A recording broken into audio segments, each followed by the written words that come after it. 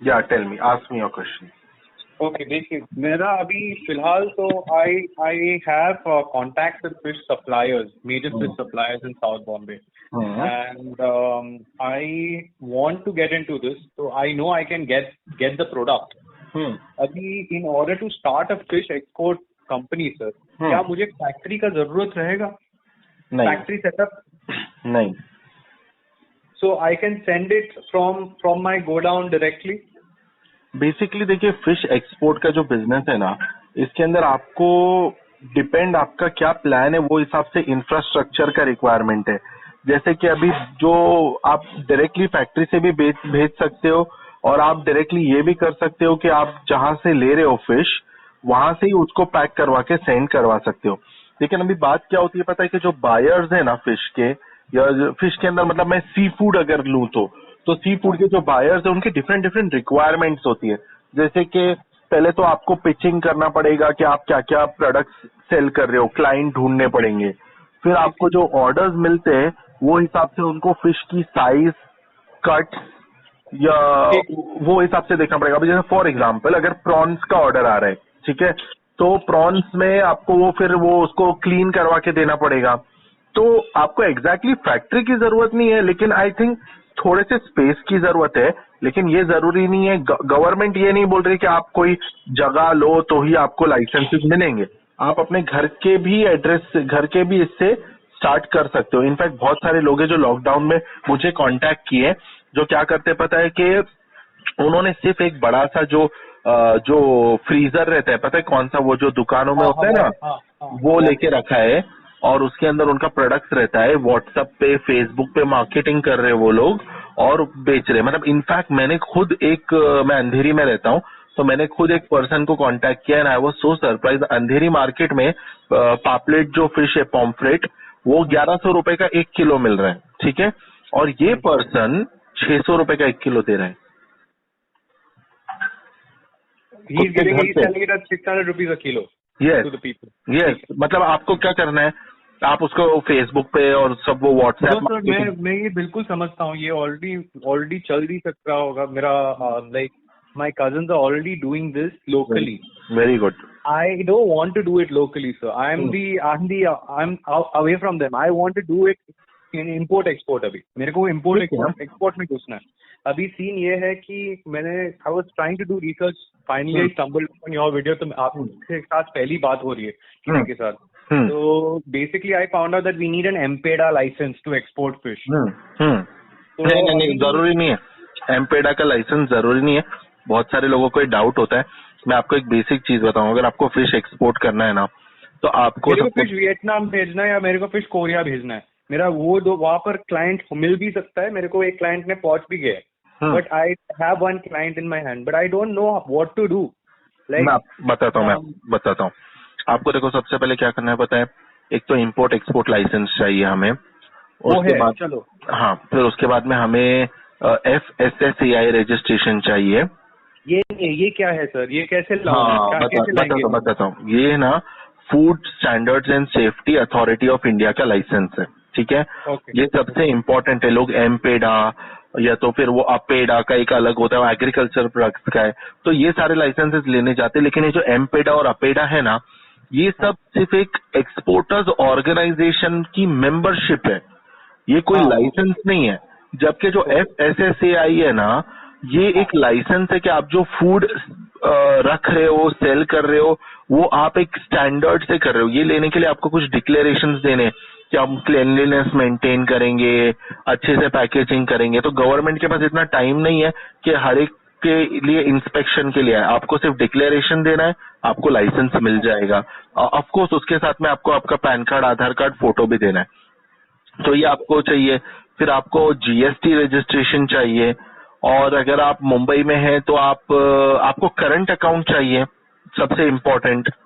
Company पूरा खोल दूंगा सर, वो मैं कंपनी पूरा खोल दूंगा, पैन कार्ड और करंट अकाउंट। कंपनी का पैन कार्ड नहीं चाहिए, 4 आइटम्स चाहिए: import export licence, GST, FSSAI and Gumasta licence, जिसको shop and establishment act licence बोलते। ये 4 लाइसेंस लेके बैंक अकाउंट ओपन करके सामने वाले से परचेज ऑर्डर लेना है हमें। और फिर पैकेजिंग करके उसको सप्लाई कर सकते लॉजिस्टिक पार्टनर से। सर एक मिनट, आपने 2 मिनट पहले 2 लाइसेंस का बोला, गोमांत्रा लाइसेंस, गोमांत्रा गुमास्ता, जिसको शॉप एंड एस्टेब्लिशमेंट एक्ट भी बोलते हैं, ठीक है, shop and establishment act licence या गुमास्ता। और सेकंड होता है टोटल 4 लाइसेंस है, import export licence, GST, FSSAI and FSSAI ना अपना, ओके, और गुमास्ता। गुमास्त्रा अभी नहीं सुना है मैंने। तो गुमास्त्रा लाइसेंस कैसे लाएंगे सर? मैं बताता हूँ, ये चारों लाइसेंसेस आप 7,000 रुपीज में मिल जाएंगे, चारों के चारों। अगर मेरे पास ऑलरेडी IEC है सर, IEC मेरे पास है ऑलरेडी, क्या है, और IEC का लाइसेंस है, और ये GST का जो नंबर है वो मुझे तो कंपनी एस्टेब्लिशमेंट बनाना पड़ेगा, पहले पार्टनरशिप का कोऑपरेशन बनाना पड़ेगा, उसके बाद GST उधर से मिल जाएगा ना। आप पार्टनरशिप में करने वाले हो बिजनेस? हाँ, मैं पार्टनरशिप में करने वाला हूँ, पार्टनरशिप फर्म। तो अभी पार्टनरशिप का पैन कार्ड या डीड बनाया है आपने? नहीं, अभी तक नहीं बनाया, पहले मैं पूरा पता लगा रहा हूँ, फिर मैं जाऊँगा। मेरा आदमी तैयार है पार्टनरशिप फर्म बनाने के लिए। ठीक है, अगर आपने पार्टनरशिप फर्म बनाया ना, तो आपके पास जो एग्जिस्टिंग इंपोर्ट एक्सपोर्ट लाइसेंस है ना, वो वेस्ट हो जाएगा, ठीक है। वो रिजेक्ट हो जाएगा? रिजेक्ट नहीं होगा, कैसा होता है पता है, पार्टनरशिप फर्म का एक न्यू पैन कार्ड आता है और import export licence PAN card से लिंक होता है, तो आपका वो जो एग्जिस्टिंग इंपोर्ट एक्सपोर्ट लाइसेंस है वो आपके पैन कार्ड पे लिंक्ड है, पार्टनरशिप का उसमें नहीं है, तो वो वेस्ट हो जाएगा। तो नंबर 1 है। अगर वो बंदा जिसके पैन कार्ड पे लिंक्ड है वो ही खुद पार्टनर है तो कोई फर्क नहीं पड़ता, न्यू बनाना ही पड़ेगा। Okay, thank you sir, thank you. Second thing ऐसा है कि पार्टनरशिप में अगर आप जाओगे तो आपको टैक्स जो है, टैक्स का रेट वो 30% ऑफ प्रॉफिट है। फॉर एग्जाम्पल, आपने 10 लाख रुपए का फिश एक्सपोर्ट किया, 5 लाख रुपए प्रॉफिट कमाया, ठीक है, एक साल में, तो आपको 5 लाख अगर आप प्रोप्राइटरशिप कर रहे हो सिर्फ अकेले, तो 1 रुपया भी टैक्स नहीं पे करना है, क्योंकि 5 लाख रुपीज तक के प्रॉफिट एग्जेम्प्ट है। जबकि अगर आप पार्टनरशिप में कर रहे हो ये same business with the same figure, तो 5 लाख रुपए के प्रॉफिट पे आपको सीधा 1,70,000 रुपीज का इनकम टैक्स पे करना होगा। अरे, तो इसका मतलब आप बोल रहे हो, you are advising me at this point of time that is better to do it on a proprietorship. Right. Okay, thank you so much. और सेकेंड इम्पोर्टेंट चीज, जो अभी मैं 10 साल से लोगों को असिस्ट कर रहा हूँ न्यू बिजनेस स्टार्ट करने में, और मैंने खुद भी कुछ बिजनेस स्टार्ट करके देखे और नुकसान भी किया, बहुत सारे लोगों को फ्लरिश होते हुए भी देखा, नुकसान खाते हुए भी देखा। तो मैं आपको एज अ फ्रेंड एक इम्पोर्टेंट चीज बोलूंगा, देखो कोई भी चीज है ना छोटी नहीं होती। तो आप अभी जैसे आपने मुझे एक छोटा सा बैकग्राउंड बताया कि आप फिश का बिजनेस करना चाहते हो, लेकिन आप लोकल नहीं करना चाहते हो, आप एक्सपोर्ट करना चाहते हो, राइट। लेकिन एक अच्छा बिजनेसमैन जो होता है ना, जो उसका बिजनेस होता है ना, उसके बारे में उसको इतना पता होता है कि आप सोच नहीं सकते। फॉर एग्जाम्पल, क्या आपको ये पहचान है कि मच्छी को देख के आपको आपके प्रोडक्ट का इतना पहचान होना चाहिए कि ये कितने दिन में सड़ सकता है, ये कितना न्यू है, ये कहाँ से आया है, ये कहाँ बिक सकता है। तो आप जब तक आप उसको आपके हाथ से वो पास ऑन नहीं होगा, आप उसमें थोड़ा सा भी ट्रेडिंग नहीं करोगे, तो आपको एक चीज पता नहीं चलेगी। क्योंकि अक्सर क्या होता है पता है कि इस दुनिया में फ्रॉड ज्यादा भरे हुए, आपको ऐसी मच्छी वो दे देगा जो खराब हो जाएगी जल्दी, आपने एक्सपोर्ट कर दिया, पहुंचते पहुंचते पहले ही खराब हो गई। तो अब एक छोटा सा एग्जांपल बताता हूँ, मैं कंस्ट्रक्शन मटेरियल लेने गया था एक दुकान पे जहाँ पे सीमेंट और रेती मिलता था। तो मैंने उसको बोला कि मुझे ना ये रेती चाहिए, ठीक है, एक सैंपल दिया। तुमको पता है वो ओनर बैठा था, लाखों रुपए का मालिक, उसने वो सैंपल लेके टेस्ट किया। मैंने आज तक किसी को देखा नहीं कि वो रेती टेस्ट कर रहा है, फिर मुझे बता ये तो फला जगह से आई है, या ऐसी है, ये इतने कॉस्ट में मिलेगी। आई वाज सो शॉक कि वो कितना परफेक्ट है उसके बिजनेस में कि उसको पता है। वैसे ही मैं चाहता हूँ कि आप एक बड़ा रिस्क उठा रहे हो अगर एक्सपोर्ट करने का, उससे पहले आपको वो मेरा ये पूरा फैमिली यही काम कर रहा है। अच्छा, मतलब आप इतने तो श्योर हो कि आपको कोई मतलब हम लोग कर रहे हैं फिलहाल। अच्छा। हम सब लोकल ही कर रहे हैं, बस मैं एक इकलौता लड़का लेकिन हूँ। आपको भी आइडिया है ना उसका कि क्या हाँ करना सर, आइडिया है, पूरा माल भी है, आइडिया भी है, बस मैं इकलौता है जो इंटरनेशनल सेगमेंट चालू करना चाहता हूँ, इंटरनेशनल एक्सपोर्ट घर में। ठीक है, good good. So the stuff the knowledge of the product, we have full knowledge of pomfrets, your shrimp, सब कुछ we only supply. We are supplying it to hotels already over here. We are supplying it locally, auction सब जा रहा है, factory को भी यहाँ पर इंडिया में जा रहा है। मगर अभी फैक्ट्री क्या कर रहे हैं ना सर, फैक्ट्री हमारा माल लेके और बेच रहे हैं और वो लोग ज्यादा प्रॉफिट बना रहे हैं। तो फैक्ट्री को मुझे निकालना है, तो इसलिए मैं आपको पूछा क्या मुझे फैक्ट्री का जरूरत है, क्या मुझे फैक्ट्री सेटअप करना पड़ेगा? Not at all. फिर वो टेस्टिंग कैसा होता है सर? क्वालिटी चेक करना पड़ता है ना भेजने के पहले कभी कभी। वो जरूरी नहीं है। ये जो फैक्ट्रीज है ना, ये क्या करते हैं पता है? ये बहुत स्मार्ट है। ये सामने वाले बायर्स को क्या बताते हैं कि हमारा फैक्ट्री है, हम लोग क्वालिटी चेक करते हैं, और वो क्वालिटी चेक करता है या नहीं करता है इसके बारे में कोई जानता तो है नहीं। और वो लोग ISO रजिस्ट्रेशन ले लेते हैं कि हम लोग का high standard of quality and all. वो ISO रजिस्ट्रेशन है ना, आपको 10,000 रुपए के अंदर मिल जाता है। इसमें फेक बहुत होते हैं ISO, 2-3 हजार रुपए में भी देते हैं इंटरनेट वाले, लेकिन वो ऐसा होता है कि अगर कोई वेरीफाई करने जाएगा ना तो वो वेरीफाई नहीं होता। तो जो प्रॉपर वेरिफिकेशन वाला है ना, वो 9,180 का आता है, जिसमें प्रॉपर वो आपको, वो लोग को आपके सारे डॉक्यूमेंट्स देखते हैं, फिर पूरा प्रोसेस करके फिर आपको जेन्युइन सर्टिफिकेट देते हैं। तो वो एक आप ले सकते हो अगर चाहो तो, एज एन ऑप्शन। दूसरी चीज होती है कि वो लोग खुद का ब्रांड नेम रजिस्टर करवा देते, जैसे वो कैम्बे प्रॉन्स है या अभी वेंकीज है या अलग अलग। तो क्या होता है, उनका ब्रांड नेम रजिस्टर्ड है, ये सब दिखावे की बात है।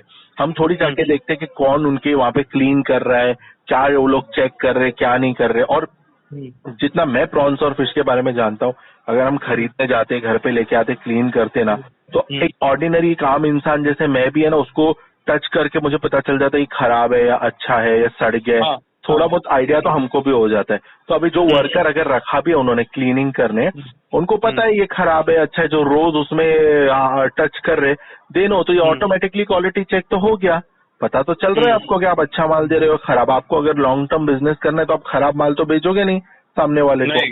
नहीं। तो that's the quality check in itself. उससे ज्यादा कुछ रहता है कि वो कुछ केमिकल्स रहते हैं, वो प्रॉन्स में डाल के देख लेते हैं उसकी कितनी लाइफ है, कितना नवा है। कुछ ऐसे है जो आपको शायद यूट्यूब पे बहुत सारे मिल जाएंगे, हाउ टू टेस्ट द यही ढूंढना पड़ेगा। हाँ, यही थोड़ा ढूंढना पड़ेगा, because I don't have the scientific like जो लैब में हम लोग टेस्टिंग करते हैं, मेरे पास वो सेटअप है ही नहीं। मैं अभी फिलहाल क्या कर रहा हूँ, माल आता है शिप बोट से, माल आता है, हम उतार देते हैं, फटाफट अपने गोडाउन में जा रहा है, गोडाउन से हम डिस्ट्रीब्यूट कर देते हैं।